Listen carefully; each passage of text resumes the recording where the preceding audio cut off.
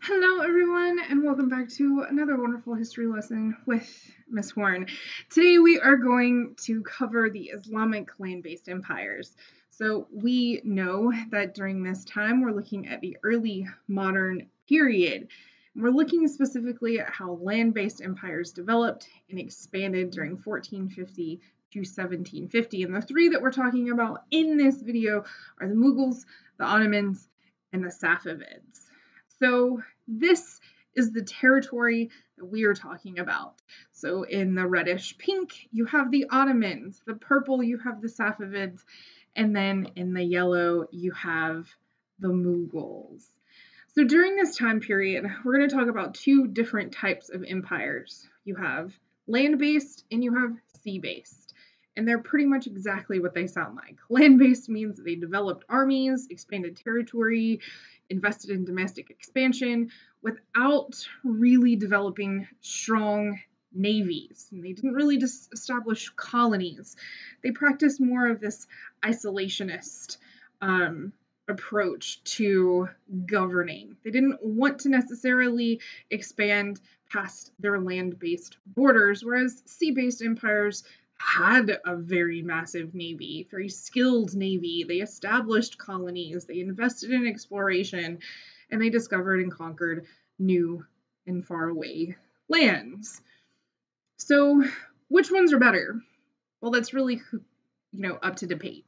Sea-based empires were a major theme of this era, as as seen by all your world history classes talking about exploration.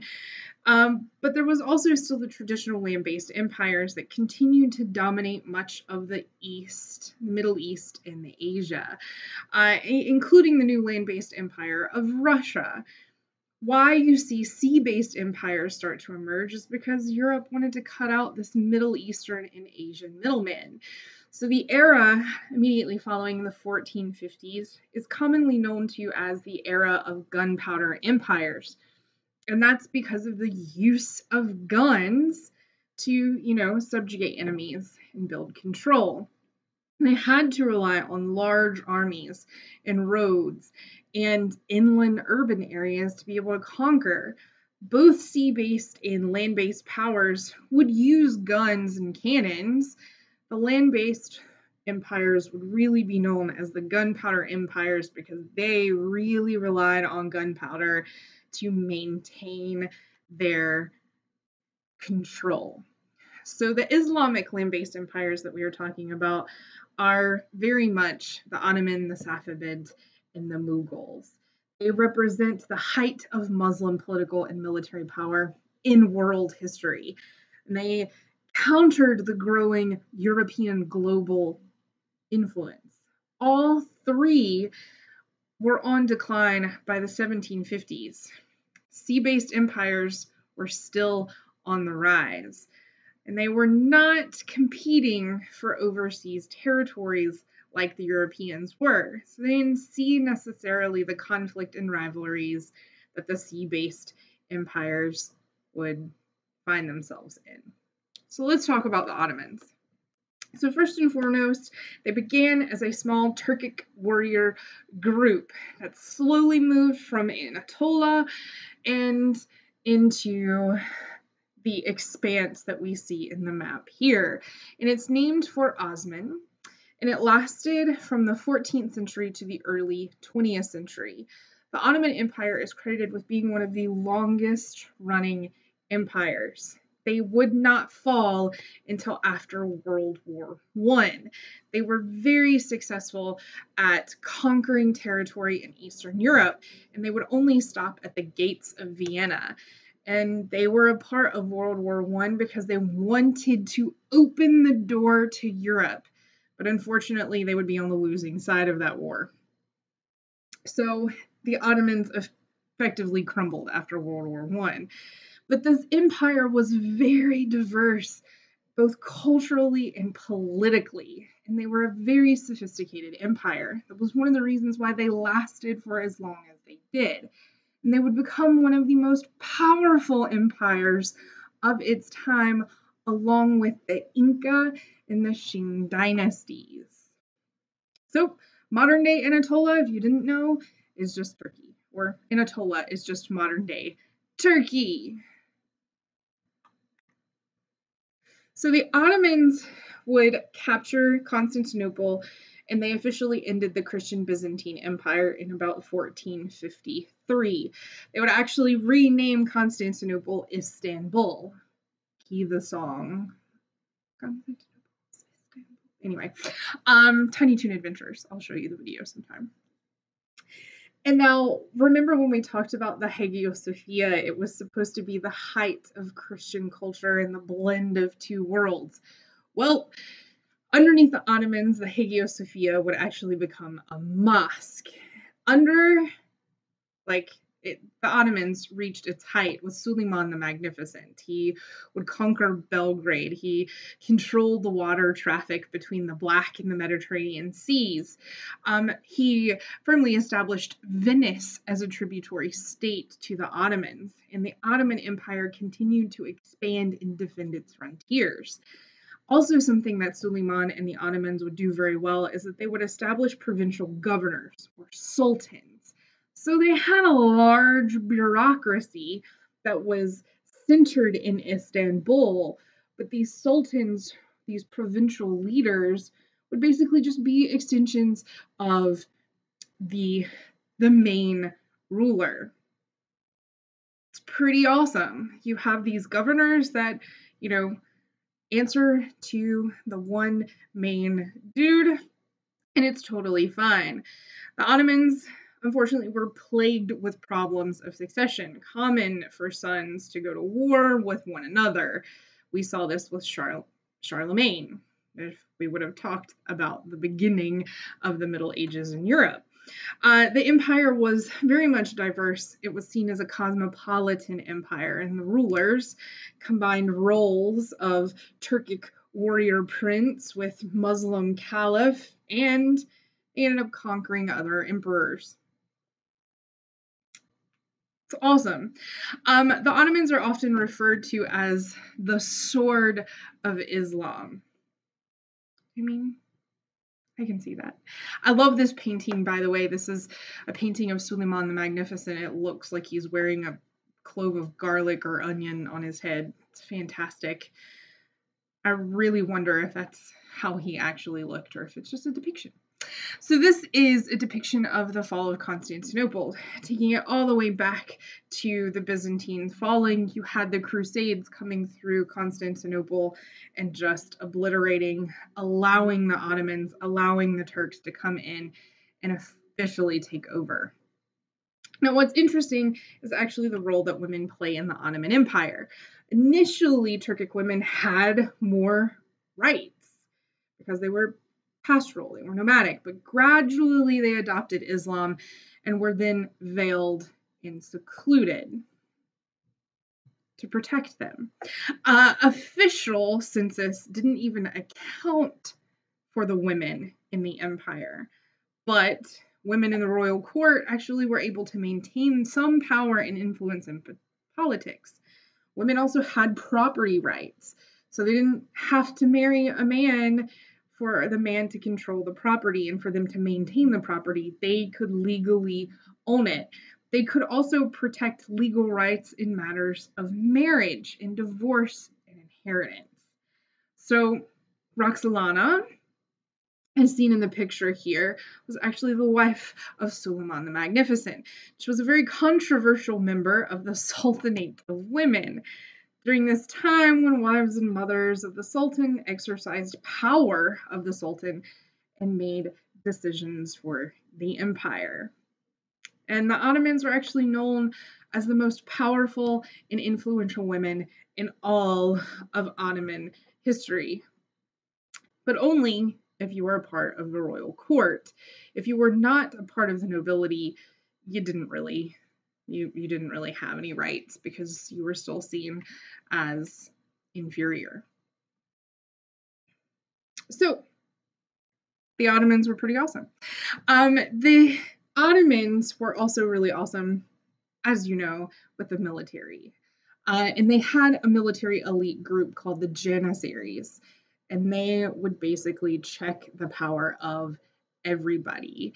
They had a system known as devshirme, and it required Christian boys to become slaves of the Sultan. And they were given guns and heavy artillery, too heavy for cavalry, actually. They came to control the weapons that ensured the Ottomans' continued military success. And this gave them power, both politically and economically.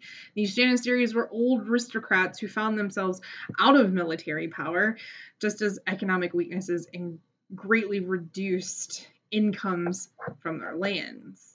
Which means a lot of times they would volunteer to sign up. Janissaries actually had a say in the Sultan's decisions by the mid-16th century, so we no longer saw the Sultan controlling everything, especially as the ruler would become less and less worried with governing his empire and, more concerned with his own personal and individual affairs. So the Janissaries are actually really awesome because they were salaried elite. They were very much like the samurais. They utilized muskets and grenades and small cannons. They actually brought strength and power to the Ottoman Empire. So this is a description of the Janissaries from the Turkish letters, which I won't bore you with here. Now, economically, they were a force to be reckoned with. Initially, Istanbul was the very wealthy city center. It was cosmopolitan. It was the cornerstone of trade routes to the east and into the west. It was the primary seaport. This is also where you saw bazaars, which is basically like their version of a flea market.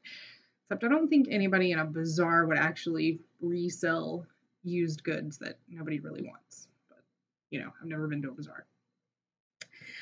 Economic decline, however, did set in the mid-17th century. These are the 1600s. And that's probably because the empire reached its limits of expansion. The empire became too large to be maintained, and there was a lot of corruptions, especially among local governments. Peasants, again, were paying higher taxes than everybody else, so you saw peasant revolts. And then you had issues with succession. So sons of the Sultan argued over who took over for the Sultan, and so you had sons that were held as hostages to prevent coups. This led to sheltered, pleasure-loving, less competent rulers, because if you were shut indoors, then that means that you're going to fill your time with all the luxuries of life and not be concerned with actual governing. Demands by the Janissaries, not only for political power, but also for higher salaries, also led to this economic decline. So the Sultan began to reduce the number of land-holding cavalrymen, causing unrest amongst the displaced cavalry, or these Janissaries. Inflation also plagued the Ottoman Empire like nobody's business because the increasing amount of New World silver, this had a very negative global effect. And we'll talk more about that when we go back to China and actually see how badly Europe screwed up China for a little while. The Ottoman Sultan actually collected taxes according to legally fixed tax rates. So as the value of silver declined, tax revenues actually stayed the same, which meant that the more silver was devalued, means the silver wasn't going up, your revenues just stayed the same, which actually means you were losing money. So Ottomans were clearly at a disadvantage when trading on the world market. Religious law actually limited government's ability to reform these taxes. So when bureaucrats came up with special surtaxes, they were met with a lot of resistance because it was going against this religious law limiting the power of government. So one of the things that we see from the Ottomans is actually what's called tax farming, and it's a form of tax that appeared in the 15th century. So the system actually began under Mehmed, the Conqueror, and it was later abolished in 1856. And Itzams were sold off by the government to wealthy nobles or notables, who would then reap up to 5 times the amount they had paid by taxing the peasants and extracting agricultural production. It was very much a system that was very profitable and was of great benefit, especially to the Egyptian aristocracy. And that helped create a new and very large, powerful elite. So, more from the Turkish letters. I'll pause for a second, but really go read this. One of the things that you should take away from this is actually what is in bold. This is talking about appointments. No distinction is attached to birth among the Turks. The difference to be paid to a man is measured by the position he holds in the public service. There is no fighting for precedence. A man's place is marked out by the duties he discharges. In making his appointments, the Sultan pays no regard to any pretensions on the score of wealth or rank, nor does he take into consideration recommendations or popularity. He considers each case on its own merits and examines carefully into the character, ability, and disposition of the man whose promotion is in question. It's very interesting. Now, culturally and socially, this is how the Muslims were laid out. They were majority Sunni Muslims, and as a result of expansion, a large number of Christians and Jews also joined the Sunni Muslims. Let's also remember that they did conquer the Byzantines. So you had a large number of Greek Orthodox Christians. As stated previously, Istanbul was the cosmopolitan city center. It was a crossroads of trades, and the Sultan, supported public works because it continued to make the capital look really good. The Ottomans in Istanbul actually invited religious scholars, artists, and poets and architects. So the Hagia Sophia was turned into a mosque, aqueducts were built, city walls were repaired. And then you had Suleiman, the Suleymaniya Mosque, was built with its incredibly impressive domes, as you can see here. You also had a social structure that featured a large number of merchants and artisans, and these artisans were organized into guilds, very similar to what you see at the end of the Middle Ages in Europe. But the Ottoman empires ultimately decline and they fall behind. So very conservative religious leaders actually insulated the empire from new cultural and technological developments in Europe. Remember, Europe took all of the advances that the Middle East and the East had and improved upon them. So a lot of European societies saw the Ottomans as backwards, and their own civilization was seen as superior. And then similar to that, China's attitude about the West was kind of the same.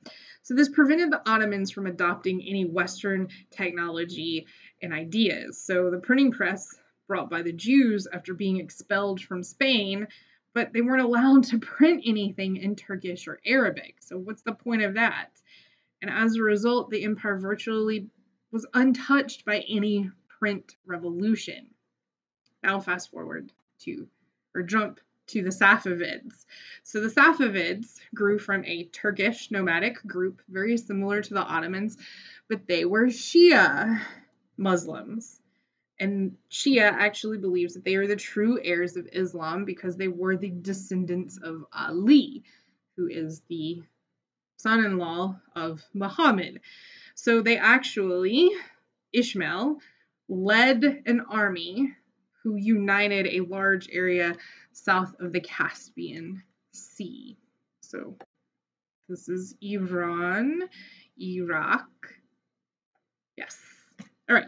So we are talking, if we're looking at Muslim majorities, So you actually see that where the Ottomans were, there's a large majority of Sunnis, but where you see the Safavids, they are a large majority of Shia.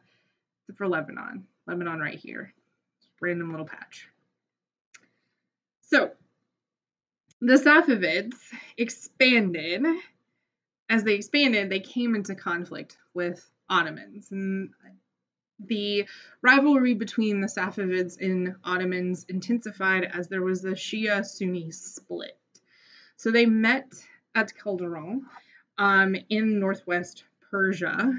And this was a religious conflict at heart, and it illustrated the importance of the new gunpowder technology. So Ishmael sent cavalry armed with swords and knives to fight the Janissaries, who showed up with cannons and muskets. Who do you think's gonna win? The Safavids were completely slaughtered, and Ottomans won very decisively. But they didn't exactly follow up due to the approaching winter, so it gave time to the Safavids to recover. They built an artillery and continued to fight the Ottomans for nearly 2 centuries. And this battle became a marker event. It actually set the limits for Shia expansion with consequences that you can actually still see today. And when we talk about the Iranian Revolution, we're actually going to look at this struggle between Iran and Iraq. And Iran, to this day, is in the midst of being predominantly Sunni countries. Like, they're in the middle. Yeah, we'll take a look at this when we talk about the Iranian Revolution, because it is pretty fascinating to see how all of this conflict with the Safavids and Ottomans are still affecting the territory to this day. So these are images of this grand battle. So you can see, oh, they're all on horseback with, spears and swords. Oh, wait, here are cannons. It's never a good thing. So you had Shah Abbas I, and he was the emperor, or the Shah, the ruler at the Safavids' peak. And he actually captures boys in Russia and educates them to be soldiers, and then converted to Islam. This is very similar to what happens with the Janissaries. So you have slave infantrymen who are trained to use firearms. They gave increasing power to the expense of traditional Qizilbash. So Abbas actually brought in European advisors to assist in wars with the Ottomans. This gave way to the improved cannons and muskets. You saw the armies swell in size and efficiency, but still the Safavids had no navy. They couldn't build one to compete with the sea-based trade that was quickly transforming the rest of the world.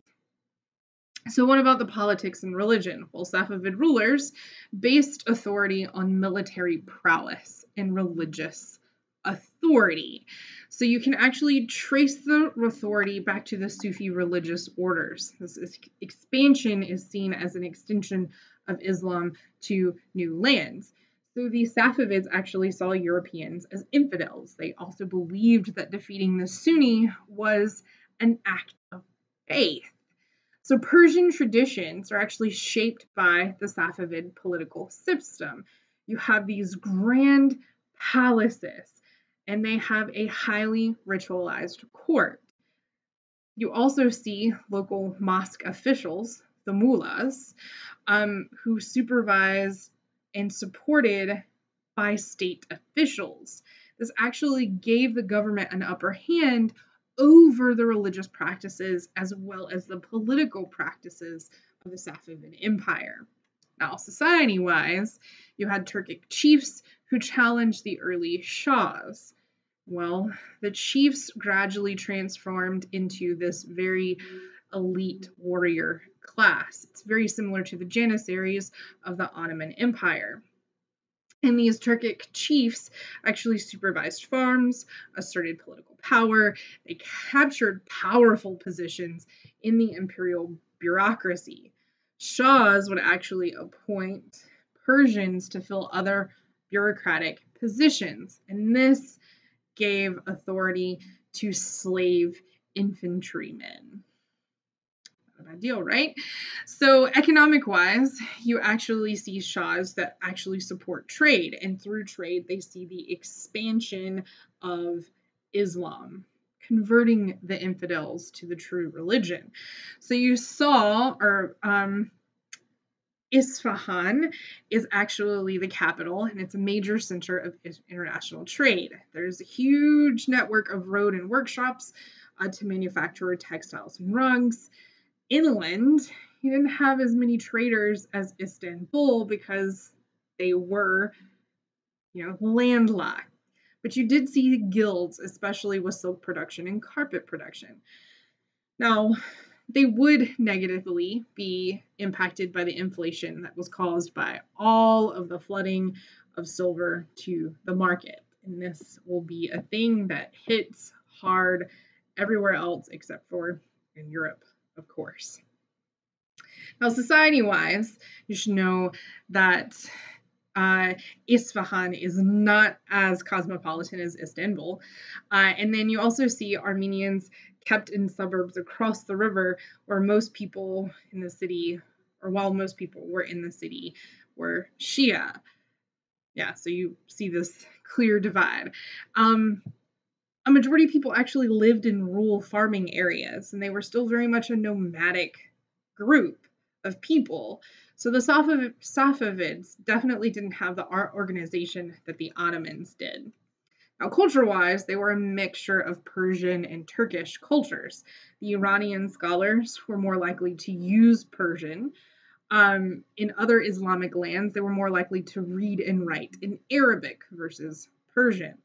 You had cultural traditions like poetry and history and drama and fiction kept Persian identity very strong. Gradually, you start to separate these identities, and this is seen by the time the Mongols actually invade. When Ismail actually created Iran as the Shia state, it actually reinforced the differences in the Safavid Empire. Like other Islamic cultures, you saw mosques in the Islamic world relied heavily on the domes, and the Safavid domes were decorated in bright colors and floral patterns that actually resembled Persian carpets, like you see here. Whereas Istanbul was known for its massive simplicity. Now, this blend of Sufi mysticism with the militant political power led way to cultural characteristics that can still be seen in the area today. So Safavids can actually trace their ancestry back to Safi al-Din, the leader of the Sufi religious order, and the empire that actually was founded on Sufi beliefs. And Ismail actually deployed armies to spread Shiaism with an emphasis on the mystic union with God. Later, Safavid Shahs banned the Sufi orders from the empire, but Sufism actually continued to thrive in spite of this. Now, the Safavids did kind of decline, just like the Ottomans. By the 1720s, the Safavids would completely collapse.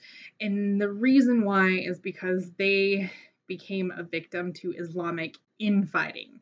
So this struggle between Sunni and Shia, the struggle over other sects, and the ever-growing dominance of sea-based powers just completely saw them collapse. Now, lastly, we're going to talk about the Mughal Empire. Now, this is India, right? So, in 1450, much of the Indian subcontinent was still under the Delhi Sultanate. These were Muslim leaders that presided over a population that remained primarily Hindu, but you started to see religious frictions between Hindu and Islam. This is actually still very much present in India today. In 1423, Babur actually founded the Mughal Empire. It was the descendant of Tamerlane, or Timur, and Genghis Khan. He would be dominated, or they would dominate until the early 1700s. They would continue to rule in name until 1850, when the British would firmly establish a colony and control over the subcontinent. Now, let's talk about Babur's invasion and why it happened. So he was largely motivated by the loss of ancestral homeland due to this inter-tribal warfare. So he was dreams of living up to the reputation of his Mongol ancestors. So military strategies responsible for the success in capturing the Delhi Sultanate. They knew had family's control challenged after his death, but his son Humayun actually recaptured northern India and expanded the empire. So the empire actually reached its height under Babur's grandson Akbar. Now, the Mughals were definitely autocratic, like the Ottomans and the Safavids. Their power was based on military might and religious authority. They had no navy like the Safavids and also the Ottomans, so they relied heavily on their army.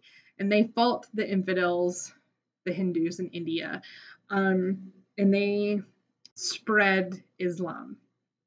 Now, some rulers would be more tolerant than others, like Akbar, but they were pretty much Islam or that's it.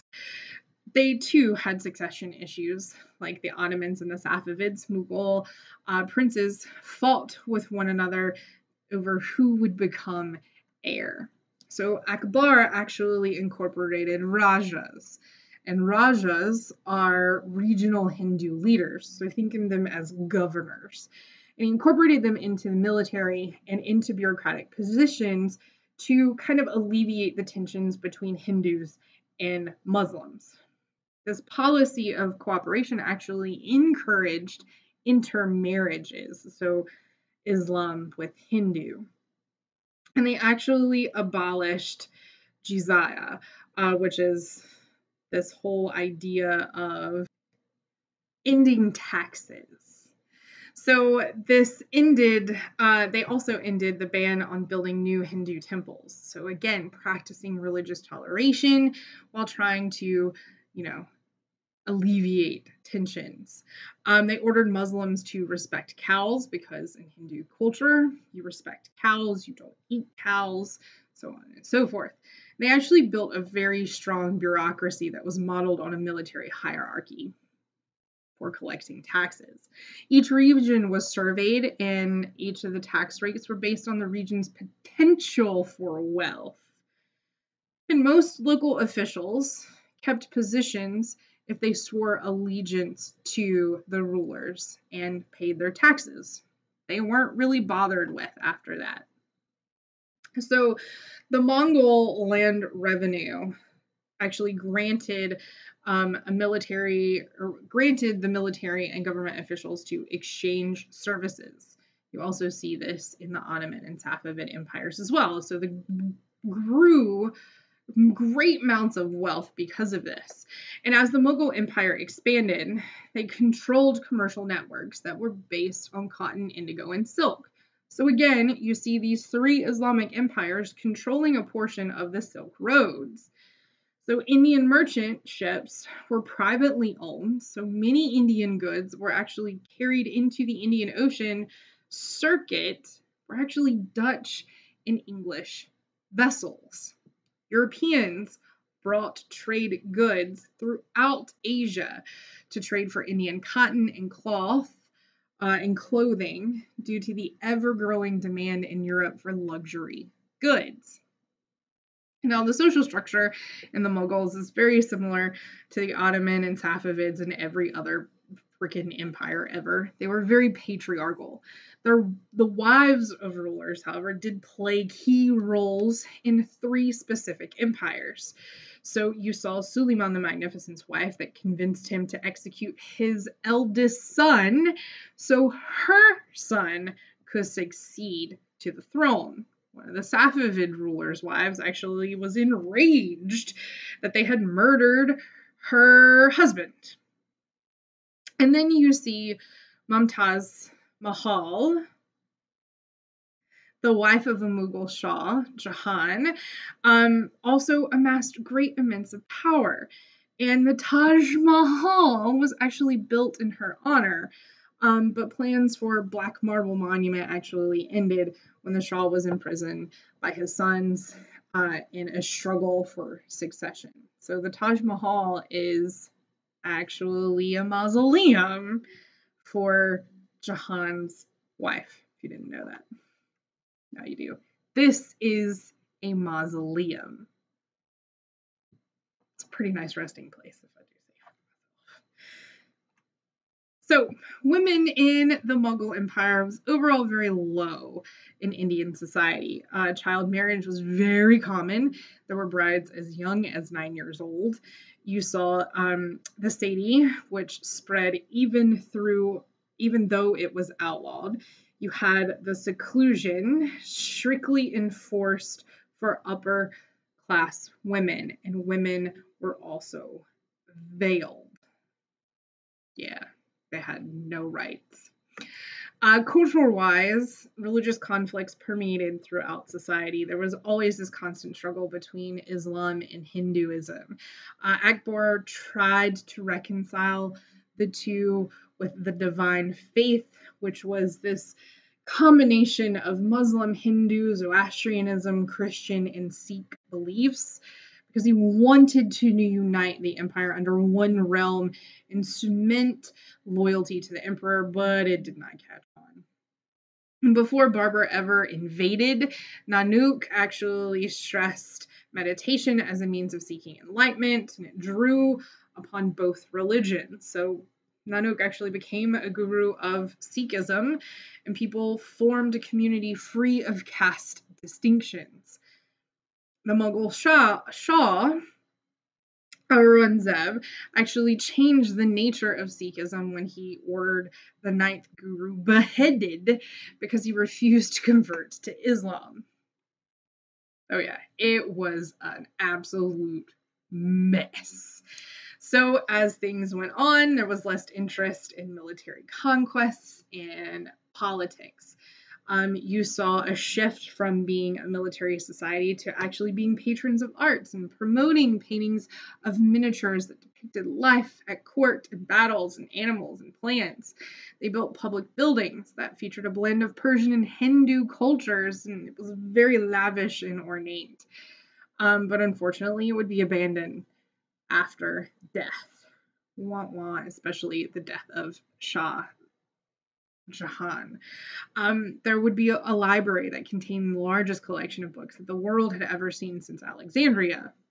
The myth of the Library of Alexandria, I should say. And scholars came to the area from all different religions. Akbar's reputation as an important leader is based primarily on his ability to revive a sense of political and cultural unity in the subcontinent, which hadn't been seen since Gupta way back in the day.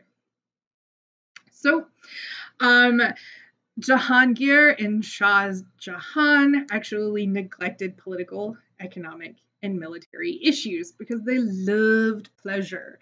And you have Aurangzeb actually tried to restore the empire, but also tried to rid India of Hinduism. Like that was going to work. So you led to more resentment. He conquered more land, but the expense of war left the treasury completely empty. Local leaders, plotted against him to overthrow him. He rolled back Akbar's reforms, and that completely undermined his government. And after he died, the empire was larger than ever, but it was completely unstable. So that's when the Europeans came in and took complete advantage. The Dutch, British, and French joint stock companies eagerly sought to expand profitable trade in India. So that's what they did. They came in and they completely took over. So Sikhism, who are the Sikhs? Go watch the video because we're going to talk about it in class. So if you compare all of the empires, you see similarities both politically, economically, and socially, and culturally between all three of them. They had issues with maintaining large bureaucracies and land grants. They relied on gunpowder.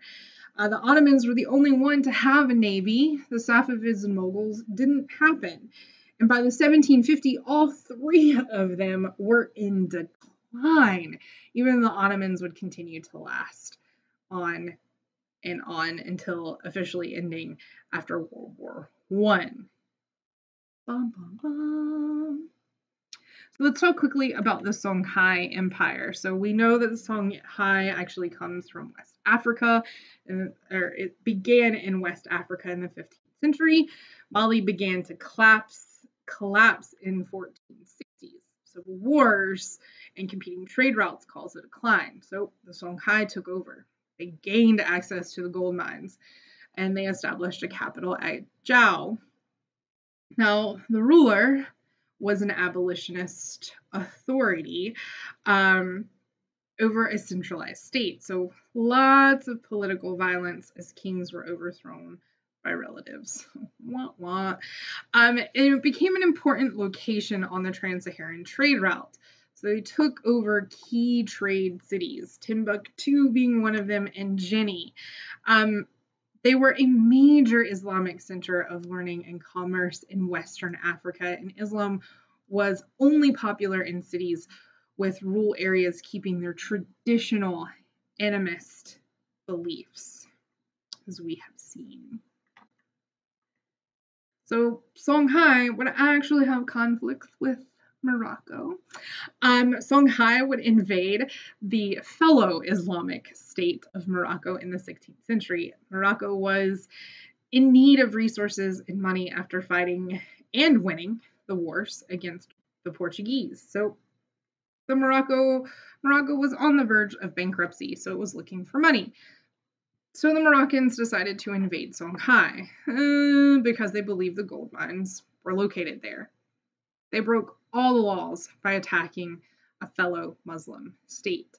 The Songhai army was outnumbered, but the Moroccans had the Songhai army actually greatly outnumbered the Moroccans, but the Moroccans had gunpowder, and they won the battle.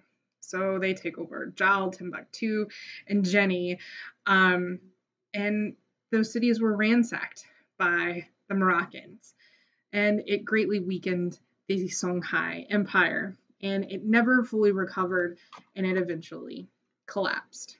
So, changes and continuities over time. Bam! I'm giving it to you. Islam is still very much predominant in North and West Africa, the Middle East, and Central Asia.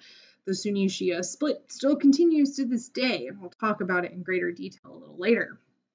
You see various religions are utilized to justify authority, and then you see conversion brings increased trade connections, things that changed. The growth of Islam in South Asia, India, was due to the Mughal Empire. You see the development of Sikhism. You see the divine faith as an attempt to unite a diverse empire. The Shia and Sunni split intensified to Ottoman and Safavid rivalry. You see Mali collapse and is replaced by the Songhai, which would later be conquered by Morocco. All right, I've talked enough. Hopefully you didn't watch this all in one go, and we'll talk more in class. Bye, you guys.